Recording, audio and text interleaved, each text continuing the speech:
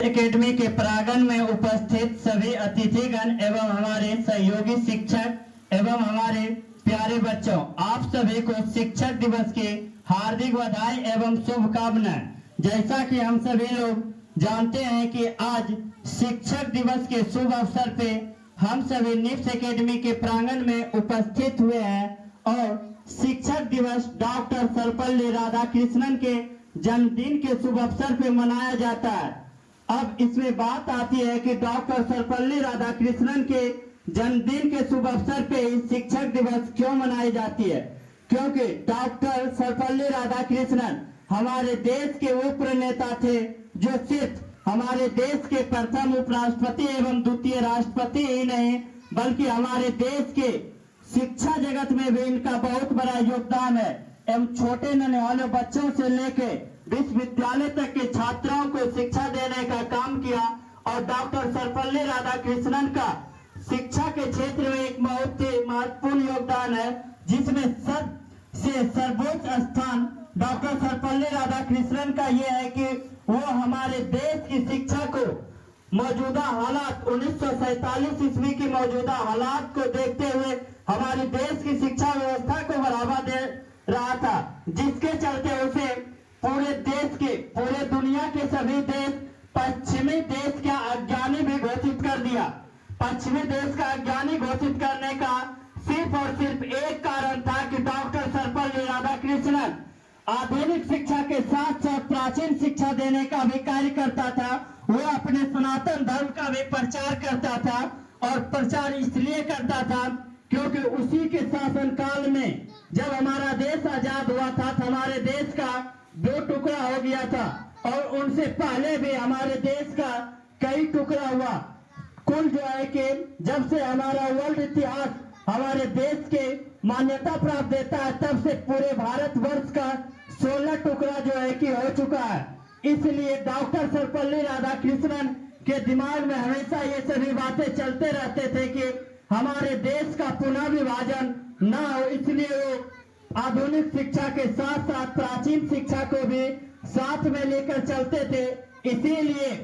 यूरोपीय देश एवं अमेरिका जैसे बड़े बड़े देश में उन्हें पश्चिमी देशों का अज्ञानी घोषित कर दिया, लेकिन वास्तव में डॉक्टर सर्वपल्ली राधाकृष्णन एक ऐसे गुरु थे जो कि सिर्फ हमारे देश की शिक्षा व्यवस्था में नहीं बल्कि पूरी दुनिया को आईना दिखाने का काम किया। जो उन्हें बोलते थे कि पश्चिमी देश का अज्ञानी है, उनका भी अंततः मुंह बंद हो गया, क्योंकि शिक्षा के क्षेत्र में हमारे डॉक्टर सर्वपल्ली राधाकृष्णन ने ऐसे कार्य किए जिससे युवा पीढ़ी बहुत प्रभावित हुए। इसीलिए हम लोग डॉक्टर सर्वपल्ली राधाकृष्णन के जन्मदिन के शुभ अवसर पे शिक्षक दिवस मनाते हैं और प्रत्येक वर्ष मनाते रहेंगे। जय हिंद, जय भारत। Doctor Sarvepalli Radhakrishnan, doctor Sarvepalli Radhakrishnan.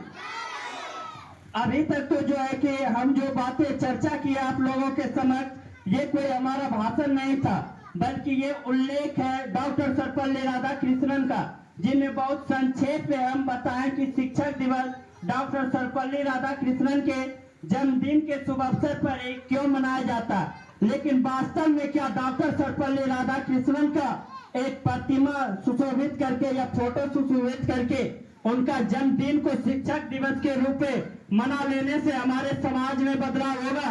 बिल्कुल नहीं होगा, क्योंकि हमारे समाज में बदलाव तभी होगा जब हम इनके दिखाए गए मार्ग पे चलने का प्रयास करें, उनके द्वारा जो नीति तैयार की गई थी उस नीति को अपनाएं और खास करके शिक्षा व्यवस्था के क्षेत्र में। लेकिन हम लोग सिर्फ एक केक काट के मोमबत्ती बुझा के जो करते हैं, जो कि हमारी सभ्यता भी नहीं है, उनसे डॉक्टर सर्वपल्ली राधाकृष्णन की आत्मा को भी ठेस पहुंचता होगा यदि वो उन चीजों को देखता होगा, सुनता होगा तो, क्योंकि उनका उद्देश्य कुछ और था। ये नहीं कि मोमबत्ती जो है कि बुझा के केक काटना है। वो इसलिए अपने जन्मदिन के शुभ अवसर पे शिक्षक दिवस मनाने बोले थे ताकि हमारे देश का सभी बच्चे शिक्षकों का सम्मान करें, शिक्षक ईमानदारी पूर्वक उन बच्चों को ज्ञान दे, अज्ञानता की बातों से, अज्ञानता के अंधेरों से उसे दूर करे, ताकि हमारे बच्चे का भविष्य उज्जवल हो सके और देश और दुनिया के विभिन्न क्षेत्रों में जाके वो कार्य करे, कोई इंजीनियर बने, कोई डॉक्टर बने, कोई सैनिक बने, कोई शिक्षक बने, और यदि कोई जो है कि किसी पद पे सुशोभित ना भी हो पाए तो अपने समाज को व्यवस्थित तरीके से चलने के लिए सिखाए। लेकिन हमारे समाज का ही लोग हमारे समाज को खोखला करते जा रहा है, क्योंकि उन्हें शिक्षा के नाम पे कुछ भी नहीं आ रहा है। यदि आ भी रहा है तो दूसरे को सिखाना नहीं चाह रहा। हमारे देश में कई प्रकार का मतभेद है, कहीं जाति के नाम पे, कहीं धर्म के नाम पे, कहीं वेशभूषा के आधार पे, तो कहीं